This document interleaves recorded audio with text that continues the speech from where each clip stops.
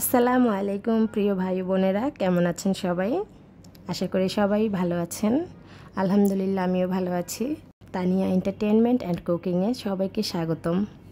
ভাই ও বোনেরা, আজকে চলে আসলাম দারুণ মজার আর দারুণ ইউনিক একটা রেসিপি নিয়ে। কাঁচা কাঁঠাল দিয়ে গরুর মাংস রান্নার রেসিপি। এখন কাঁচা কাঁঠালের সিজন, আপনারা সব জায়গায় কাঁচা কাঁঠাল পাবেন। এই রান্নাটা সবাই ট্রাই করবেন। আমরা কাঁঠালগুলো এখন কেটে নেব। হাতে ভালো করে সরিষার তেল মাখিয়ে নেব, আর আমরা বটির মধ্যেও সরিষার তেল মাখিয়ে নেব। কাঁচা কাঁঠাল রান্না কারা কারা খেয়েছেন তারা অবশ্যই কমেন্ট করে জানাবেন। কাঁচা কাঁঠাল রান্না কিন্তু বেশ মজা লাগে। আমি অনেক রকম করেই খাই। মুরগির মাংস দিয়েও রান্না করি, চিংড়ি মাছ দিয়ে রান্না করি। কাঁচা কাঁঠাল অনেকভাবে রান্না করা যায়, ডাল দিয়ে রান্না করা যায়, নিরামিষ রান্না করা যায়, অনেকভাবেই খাওয়া যায়। বন্ধুরা, মাঝখানের অংশটাও ফেলে দিতে হবে। কিভাবে কাঁঠাল কাটতে হবে সেটা আমি দেখিয়ে দিলাম। অনেকেই কাঁচা কাঁঠাল কাটতে পারেন না, কিংবা ভাবেন হাতে অনেক কষ লেগে যাবে। দেখেন, আমার হাতে কিন্তু একটুও কষ লাগেনি।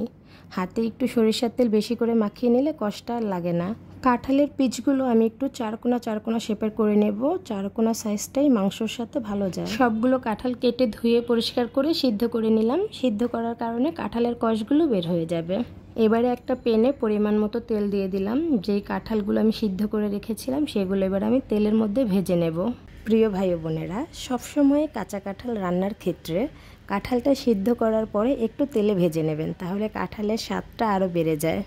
বন্ধুরা, কাঁঠালের পিসগুলো আমি উল্টে পাল্টে একদম লাল লাল করে ভেজে নিয়েছি। এই দেখুন, দেখতে কতটা সুন্দর লাগছে। এবার আমি মাংসর মধ্যে যে আলুগুলো দেব, আলুগুলো আমি একটু লাল লাল করে ভেজে নেব।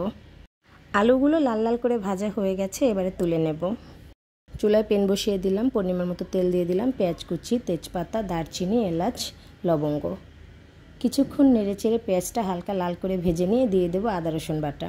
পেঁয়াজের সাথে আদা রসুন বাটা 2-3 মিনিট ভেজে নেব।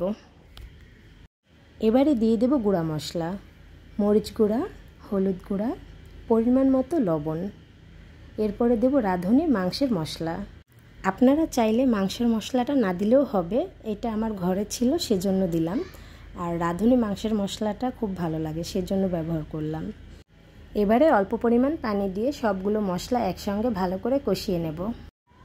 মশলাগুলো যত ভালো করে কষাবেন তরকারির টেস্টটা ততই ভালো আসে। মশলাগুলো আমি খুব ভালো করে কষিয়ে নিয়েছি, তেল ছেড়ে দিয়েছে। এবারে আমি দিয়ে দেব মাংসগুলো আগেই আমি কেটে ধুয়ে পরিষ্কার করে রেখেছি। এখানে আমি গরুর মাংস ব্যবহার করছি, সিনার মাংস।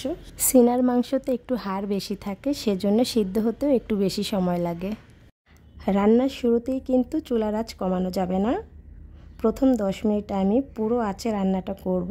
এরপর যখন মাংস থেকে পানি বের হয়ে যাবে তখন আমি মিডিয়াম আঁচের থেকেও কম আঁচে ঢেকে রান্নাটা অনেকটা সময় নিয়ে করব।